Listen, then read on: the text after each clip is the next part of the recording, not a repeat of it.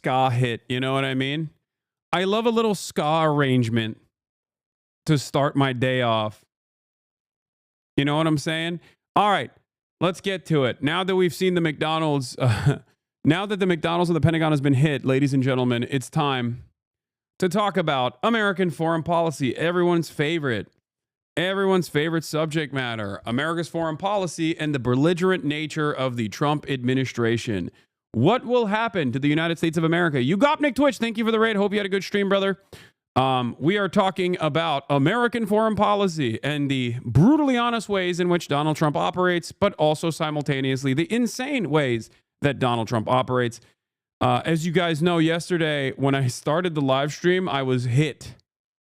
I was hit like the Pentagon, like the McDonald's in the Pentagon, with a truth bomb, okay? A truth nuke coming from the Trump administration, where, they oftentimes there are a lot of these symbolic condemnation votes that take place in the General Assembly. And the American government did something that I never thought would happen, where basically they turned around and said, hey, we're siding with Russia on this condemnation of Russia's invasion of Ukraine, which I thought was wild. It does seem like they are trying to, piece together, like the Trump administration of Russia are trying to piece together some semblance of like mineral extraction arrangement. Obviously, Ukrainian sovereignty is not a point of contention here. Let's be real. It never was. But of course, when I say that, people used to yell at me and say, Hassan, you're, in the pocket of Lottie Poo. That's not how America operates. And I was like, nope, that's exactly how America operates. Guess what? That is precisely how America is operating. It's not unique to Donald Trump. He's just doing things optically differently. That's it. He is, he does not care about trying to massage the narrative and try to make you feel like this is something that you actually wanted in the way that previous administrations certainly did. They still yell at you for that. What do you mean? I know they do, but it's all good. They can keep yelling into the void as much as they want to, but it won't change the reality. Let's continue. Yeah, guess which country voted against the motion with the U.S.? Russia, North Korea, etc. Oh, yeah, Israel. Of course, Israel voted for the motion alongside the United States of America. Come on now. What do you think? Israel is America. Like, yeah, they don't. What do you mean? His changing stance on the war in Ukraine has been highlighted at the United Nations, where its UN envoy voted twice alongside Russia. First, the two countries opposed a European drafted resolution condemning Moscow's actions and supporting Ukraine's territorial integrity. Then they backed a US resolution calling for an end to the conflict but containing no criticism of Russia. It comes as the French President Emmanuel Macron says a truce between Ukraine and Russia could be agreed in the coming weeks, following talks with President Trump in the White House amid straining US-Europe relations. He is the first European leader to visit since Trump's inauguration, ahead of the arrival of the UK Prime Minister Sir Keir Starmer on Thursday. Meanwhile, in France, 2 people have been arrested in relation to an arson attack on the Russian consulate in Marseille on Monday. Prosecutors called the pair major individuals. In Ukraine, air raid alerts have been sounded again today. Overnight, Poland deployed aircraft to secure its airspace after Russia launched strikes targeting western Ukraine. The BBC's Joe Inwood reports. In northern Ukraine, new troops are still. This is just a flex. This is Israel stuff, for the record. Like, what Russia is doing is exactly what Israel stuff. The notion that, like, in the midst of a potential ceasefire negotiation that's taken place, Donald Trump is undermining the Ukrainian position in broad daylight, actively, openly, and also while that is happening, the Russians are simultaneously bombing Western Ukrainian positions. It's basically to tell everyone in Ukraine that's paying attention, whether they want to pay attention or not, that this is their reality, that they are, they weren't able to take the entirety of the country by force, but they will certainly cut a deal with America that allows them to take certain parts of the country, whether people disagree with that or not. That's it. being trained, even as the war enters its 4th year. The cost has been huge, but this country appears to be holding on.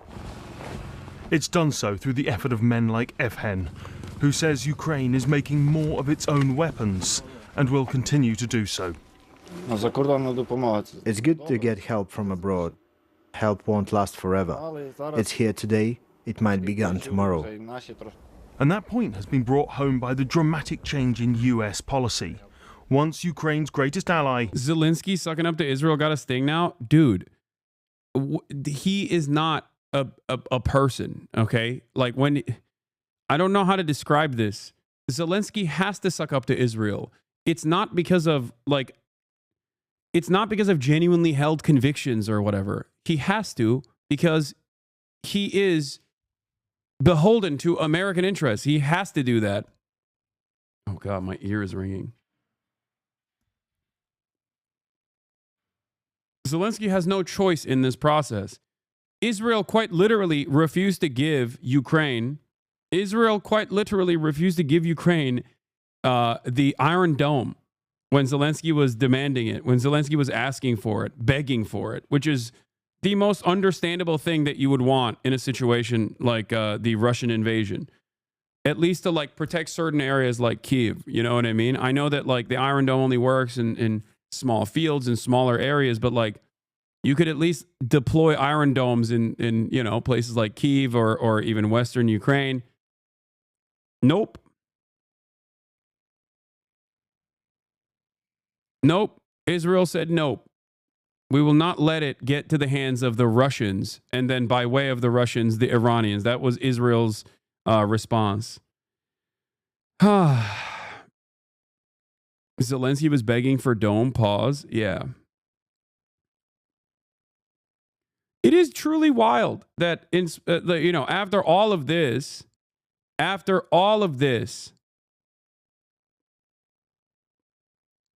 there's still people that are maintaining this false notion that America has any sort of like real interest in defending Ukraine. Donald Trump has started repeating Moscow lies about Kyiv starting the war. And so yesterday's visit... I'm actually curious, is Zelensky a Nazi? Like, does he run a Nazi party? Dog, Zelensky is Jewish. No, he's not a Nazi. What? The fuck? to French President I Emmanuel guess you Macron. could be Jewish and a Nazi, but Zelensky is not. Zelensky's a dancer. He's a comedian. Erdogan is a watermelon salesman, and Zelensky is a comedian. To the White House had extra significance. Again, the relationship's been very special with France and very special with this gentleman on my right. They've always got on well, but there were points of disagreement. Europe is loaning the money to Ukraine. They get their money back. No, in fact, to be frank, we paid. We paid 60% of the total effort, and it was through, like the US, loans, guarantee, grants, and we provided real money, to be clear. And that was not the only crack in the transatlantic alliance. We need to Real money, to be clear. that the aggression should be condemned and discredited, not rewarded. In an extraordinary development at the UN, European countries and the US found themselves backing different resolutions on Ukraine, with America on the same side as Russia, Belarus, and North Korea. While in Kyiv, Ukraine's remaining allies took part in events to commemorate 3 years of war, and talks aimed at ensuring the sacrifices they've made will not have been in vain. Joe Inwood, BBC News. Well, our Ukraine correspondent James Waterhouse gave more details about the reaction from Kyiv to the talks between Macron and Trump. Well, we've had no specific reaction to a meeting between Emmanuel Macron and Donald Trump here. Instead, the focus has been on Ukraine's... MAGA is accidentally becoming communist? Okay, guys, Russia, I need to repeat this for people that don't know this, but Russia is not communist, okay? Russia as a nation state is very capitalist. Okay? It's not. Vladimir Putin is not a socialist. Okay? Russia is not engaging in any action to uphold the principles of Marxist Leninism.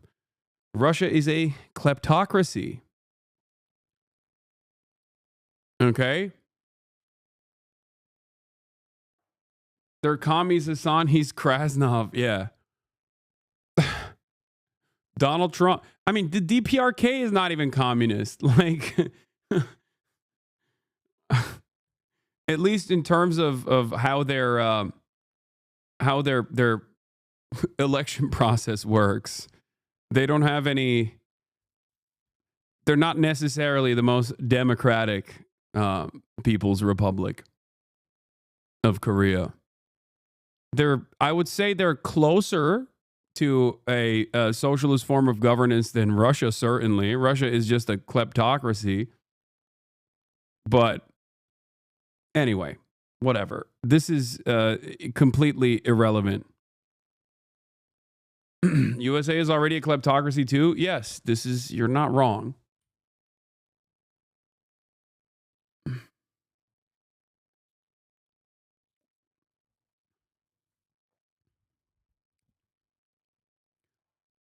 I lived in Russia for 3 months. It is not communist by any means anymore. It is a fascist state where the media against the government is completely suppressed and has a capitalist economic system. It's run by oligarchs and a kleptocracy, like you said. Yeah, I mean, it's a shitty circumstance for all the Russian people living there, but it is literally a kleptocracy.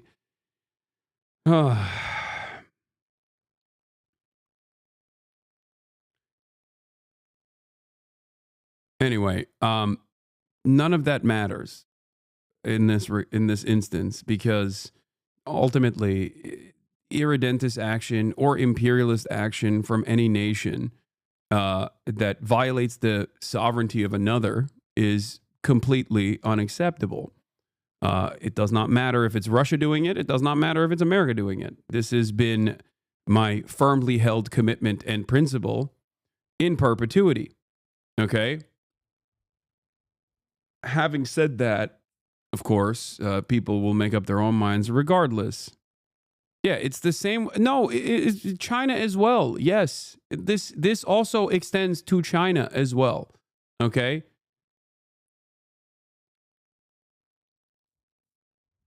It is completely unacceptable to violate the sovereignty of other nations. Okay? Having said that, getting back to the situation at hand. We're obviously entering a very... Putin's main opposition party is communists who have collectives, many local industries since the fall, but still hold little power on the national stage. Ukraine has made anything left of center illegal. They both suck. Yeah, okay. First of all, Putin's main opposition party is communist is a laughable thing to mention, considering that Putin controls even the opposition parties, so their existence is still beholden to Vladimir Putin. And that's precisely the reason why virtually every single one of them signed off on the special military operation. And there was very little criticism of that inside of Russia. Putin and opposition it's nothing. It's not real. Okay? It's not real. It's not a real principled opposition at all. That's not a real thing at all. It's just to make you feel like there's some semblance of democracy. But I would say even Russians would laugh at that notion. It's not real at all. I think that internally within the Politburo, within the Politburo of the Communist Party of China, there is more division and more real opposition, even though it's a one-party structure. Internally, there's more division and more opposition than the Russian the Russian structure, where all of the opposition is basically made up. Yeah, if you are really an opposing figure, you just find yourself maybe falling out of a window at some points. And you're not wrong about Zelensky also obviously going and eradicating any of the parties that were critical of him, at least to the left, claiming that they are pro-Putin and pro-Russia. So you're not wrong about that either. Yes, neither Ukraine nor Russia has like a real democratic process, but neither does the United States of America. Let's be real. If it's a sliding scale, however, I would say Putin's Russia is not even comparable in terms of like a sliding scale of how far away you are from a real democracy. It's definitely out there. It's further out there than the United States of America, and certainly further out there than even Ukraine.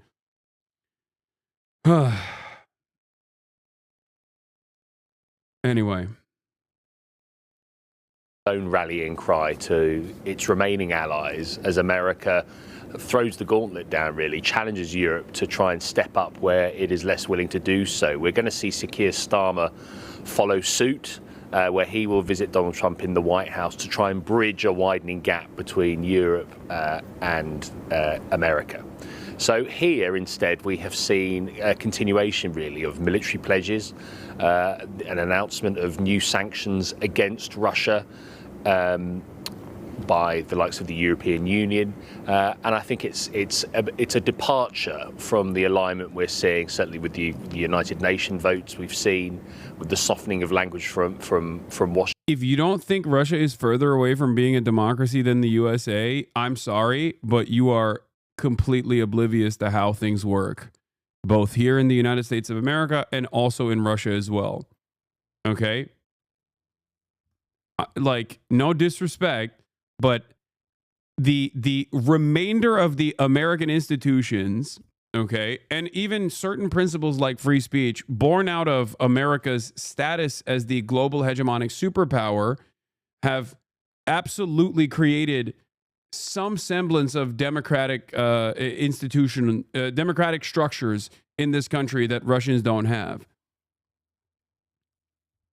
Having said that, it doesn't matter. America, pound for pound, is still obviously awful and does a metric ton of evil around the globe. But come on. That's an entirely separate thing. When you're saying like USA is doing a genocide at the moment, yeah, I agree with you. You're not wrong about that at all. But we're talking about like, the sliding scale of like theoretical democracy and which countries are closer to theoretical democracy versus others. I don't think America is that close to a theoretical democracy either, but I'm saying that it's not even in the same playing field as Russia. I promise you, if it was, and it can become closer to Russia, and it most likely will become closer to Russia in terms of being undemocratic very soon. But you'll know when we get there.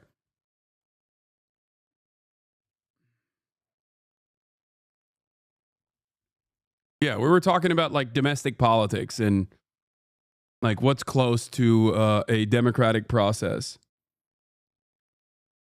not which country is doing more evil. America, of course, is doing the most violence around the globe. It has the greatest capabilities of doing said violence around the globe. Washington, here we are still seeing a country still at war, and its European allies trying to adopt a strong a stance as possible in the absence of America. But what's reflected, I think, by Emmanuel Macron and Sir Keir Starmer going to Washington is the fact that they still need America for a military assurance if fighting was to break out after a ceasefire was agreed here. But for the beautiful domes, look at the domes behind them. It's so flat. Ukraine is so flat. You can see the domes. Now, it seems that more of Ukraine's closer allies are more willing to put boots on the ground, to send troops here to enforce some kind of ceasefire. At the moment, they're keen to stress it wouldn't be in a confrontational capacity, but there is no guarantee that fighting would not break out when you consider that Russia will continue, it looks like, to occupy a fifth of Ukraine, and that would involve a sizable military presence. James Waterhouse there. Well, joining me now is political commentator, author and journalist Christine Ockrent. Thanks for being with us, Christine. It was fascinating to watch the public interactions yesterday with Macron and Trump. Just first of all, what did you make of the overall, the body language, the precise language from what we saw? Well, I think there was some effort on both sides to make it look, fairly friendly. No hostile confrontation, but it is obvious that the transatlantic gap is widening, and there was that very interesting moment where Donald Trump, as usual, being carried away by his alternative facts, said, oh, Europeans are getting their money back from Ukraine. And then Macron very calmly put his hand on Trump's arm and said, well, no, actually, no. Europeans paid 60% of the aid provided to. Oh my God, I don't care. Alongside with Russia, Iran. Okay, I'm skipping this. All right. Carolyn, I was wondering. Breaking. Elon Musk will attend Trump's first cabinet meeting because he's the real shadow president. I've said it before and I'll say it again. Ukraine is cooked. Both Russia and the West are going to carve up the country and turn it into a financial colony for the sole purpose of extracting wealth and resources from the people that remain. My family and so many other Ukrainians have no desire to return, and I don't blame them. Yeah, no, I mean, that was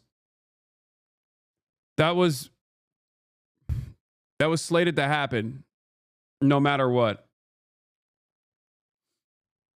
It's a chicken or the egg situation. Is it Russia trying to enforce its will upon Ukrainian politics first, or was it NGOs and civil society organizations by way of the State Department projecting power in Ukraine and trying to destabilize and bring Ukraine into the Western sphere of influence? It does not matter. What matters is ultimately that the Ukrainian people are going to get fucked over in the process no matter what. And there was very little that they could do to maintain sovereignty, autonomy, and carve a path forward for themselves where they had any say in their own personal politics.